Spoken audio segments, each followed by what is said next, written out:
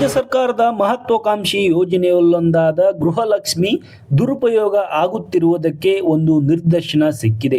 ಅಧಿಕಾರಿಗಳ ಎಡವಟ್ಟೋ ಅಥವಾ ಆಕಸ್ಮಿಕವೋ ಗೊತ್ತಿಲ್ಲ. ರಾಜ್ಯದಲ್ಲಿ ಸುಮಾರು 69,000 ಮೃತರ ಖಾತೆಗೆ ಗೃಹಲಕ್ಷ್ಮಿ ಹಣ ಪಾವತಿಯಾಗಿದೆ. ಇದನ್ನು ಇದೀಗ ಪತ್ತೆ ಹಚ್ಚಲಾಗಿದೆ. ಈ ಹಣವನ್ನ ವಾಪಸ್ ಪಡೆಯಲು ಸರ್ಕಾರ ತೀರ್ಮಾನಿಸಿದೆ. ಹಾಗಾಗಿ ಈ ಬಗ್ಗೆ ಬಂದ ಮಾಹಿತಿ ಹಿನ್ನೆಲೆಯಲ್ಲಿ ಜಿಲ್ಲಾವಾರು ಸಮೀಕ್ಷೆ ನಡೆಸಿ ಅಕೌಂಟ್ಗಳನ್ನು ಪತ್ತೆ ಮಾಡಲಾಗಿದೆ. ಗೃಹಲಕ್ಷ್ಮಿ ಯೋಜನೆಯಲ್ಲಿ ಅಂದರೆ ಅದರ ಅಡಿಯಲ್ಲಿ ಒಟ್ಟು 1,46,556 ಮಂದಿ ಮರಣ ಹೊಂದಿದ ಫಲಾನುಭವಿಗಳು. ಹಾಗಾಗಿ ಪತ್ತೆ ಹಚ್ಚಲಾಗಿದೆ ಎಲ್ಲರನ್ನ. ಮರಣವಾದ ನಂತರವೂ 68,776 ಫಲಾನುಭವಿಗಳ ಖಾತೆಗೆ ಹಣ ಜಮೆಯಾಗಿವೆ. ಮರಣ ಹೊಂದಿರುವ ಫಲಾನುಭವಿಗಳಿಗೆ ಅಂದರೆ 3,98,783 ಕಂತುಗಳಲ್ಲಿ ಹಣ ಪಾವತಿಯಾಗಿದೆ. ಈ ಮೂಲಕ ಒಟ್ಟು 79,75,66,000 ಹಣ ಮರಣ ನಂತರವೂ ಕೂಡ ಅವರ ಅಕೌಂಟ್ಗಳಿಗೆ ಜಮಾ ಆಗಿದೆ.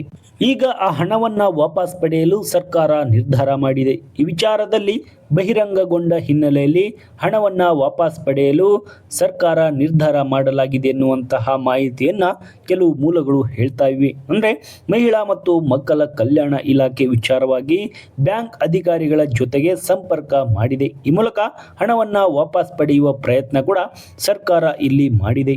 ಅಂದರೆ ಜೀವಿತ ಪ್ರಮಾಣ ಪತ್ರ ನೀಡಲು ದಿನೇಶ್ ಗೂಳಿಗೌಡ ಮನವಿ ಮಾಡಿದ್ದಾರೆ. ಪಂಚ ಗ್ಯಾರಂಟಿಗಳಲ್ಲಿ ಒಂದಾದ ಗೃಹಲಕ್ಷ್ಮಿ ಯೋಜನೆಯು ಫಲಾನುಭವಿಗಳಿಗೆ ಜೀವಿತ ಪ್ರಮಾಣ ಪತ್ರ ನೀಡಿ ಎಂದು ವಿಧಾನ ಪರಿಷತ್ ಸದಸ್ಯ ದಿನೇಶ್ ಗೂಳಿಗೌಡ ಆಗ್ರಹಿಸಿದ್ದಾರೆ. ಈ ಕುರಿತಾಗಿ ಅವರು ಸಿಎಂ ಸಿದ್ದರಾಮಯ್ಯ ಅವರಿಗೆ ಪತ್ರವನ್ನ ಬರೆದಿದ್ದಾರೆ. ಇದನ್ನ ಸಿಎಂ ಸಿದ್ದರಾಮಯ್ಯ ಅವರು ಪರಿಶೀಲನೆ ನಡೆಸಿ ರಾಜ್ಯ ಸರ್ಕಾರದ ಮುಖ್ಯ ಕಾರ್ಯದರ್ಶಿಗೆ ಸೂಚನೆಯನ್ನ ನೀಡಿದ್ದಾರೆ. ಮನವಿ ಪತ್ರದಲ್ಲಿ ಏನಿದೆ ಅನ್ನೋದನ್ನ ನೋಡೋದಾದ್ರೆ, ರಾಜ್ಯ ಸರ್ಕಾರದ ಮಹತ್ವಾಕಾಂಕ್ಷೆಯ 5 ಗ್ಯಾರಂಟಿ ಯೋಜನೆಗಳನ್ನು ಈಗಾಗಲೇ ಯಶಸ್ವಿಯಾಗಿ ಜಾರಿಗೊಳಿಸಲಾಗಿದೆ. ಪಂಚ ಗ್ಯಾರಂಟಿ ಯೋಜನೆಗಳ ಪೈಕಿ ಗೃಹಲಕ್ಷ್ಮಿ ಯೋಜನೆಯಡಿ 2023 ಜೂನ್ ತಿಂಗಳಿನಿಂದ ಸರ್ಕಾರದ ಆದೇಶಾನ್ವಯ ಫಲಾನುಭವಿಗಳ ಬ್ಯಾಂಕ್ ಖಾತೆಗೆ ಪ್ರತಿ ತಿಂಗಳು 2,000 ರೂಪಾಯಿ ಪಾವತಿ ಮಾಡಲಾಗುತ್ತಿದೆ.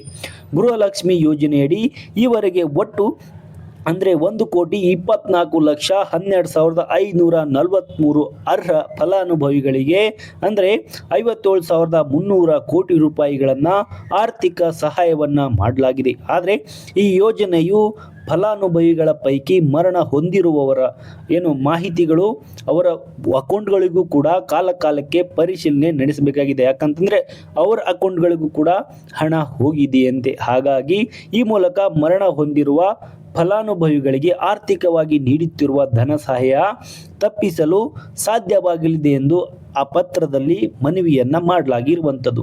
ಗೃಹಲಕ್ಷ್ಮಿ ಯೋಜನೆಯಡಿ ಪಾವತಿಯಾಗುವ ಮೊತ್ತವು ಮರಣ ಹೊಂದಿರುವ ಫಲಾನುಭವಿಗಳಿಗೆ ಕೆಲವು ಕಡೆ ಪಾವತಿಯಾಗುತ್ತಿದೆ. ಇದನ್ನು ತಡೆಗಟ್ಟುವುದು ಅಗತ್ಯವಾಗಿದೆ. ಈ ಮೂಲಕ ಸರ್ಕಾರ ಖಜಾನೆ ಹಣ ಸದುಪಯೋಗ ಆಗಬೇಕಿದೆ. ಅಲ್ಲದೆ ಇತರೆ ಅರ್ಹ ಫಲಾನುಭವಿಗಳಿಗೆ ವಿತರಿಸಲು ಅನುಕೂಲ ಆಗಬೇಕು. ಈ ನಿಟ್ಟಿನಲ್ಲಿ ಸರ್ಕಾರ ಸೂಕ್ತ ಕ್ರಮ ಕೈಗೊಳ್ಳಬೇಕು ಅಂತ ಸಿಎಂ ಸಿದ್ದರಾಮಯ್ಯ ಅವರಿಗೆ ಪತ್ರವನ್ನು ಬರೆಯಲಾಗಿದೆ. ಅದೇನೇ ಆಗಲಿ, ಈಗ ಮರಣ ಹೊಂದಿದವರ ಅಕೌಂಟ್ಗಳಿಗೆ ಇದ್ದಂಥ ಹಣವನ್ನು ವಾಪಸ್ ಪಡೆಯಲು ಸರ್ಕಾರ ಈಗ ನಿರ್ಧಾರ ಮಾಡಿದೆ. ಹಾಗಾಗಿ ಸರ್ಕಾರ ಈಗ ಯಾವಾಗ ಆ ಹಣವನ್ನು ವಾಪಸ್ ಪಡೆಯುತ್ತೆ ಎನ್ನುವುದು ಕೂಡ ಈಗ ಕುತೂಹಲಕಾರಿಯಾಗಿರುವಂಥದ್ದು. ಈ ಮಾಹಿತಿ ಇಷ್ಟವಾಗಿದ್ದರೆ ನಮ್ಮನ್ನು ಸಬ್ಸ್ಕ್ರೈಬ್ ಮಾಡಿ, ಶೇರ್ ಮಾಡಿ, ಸಪೋರ್ಟ್ ಮಾಡಿ.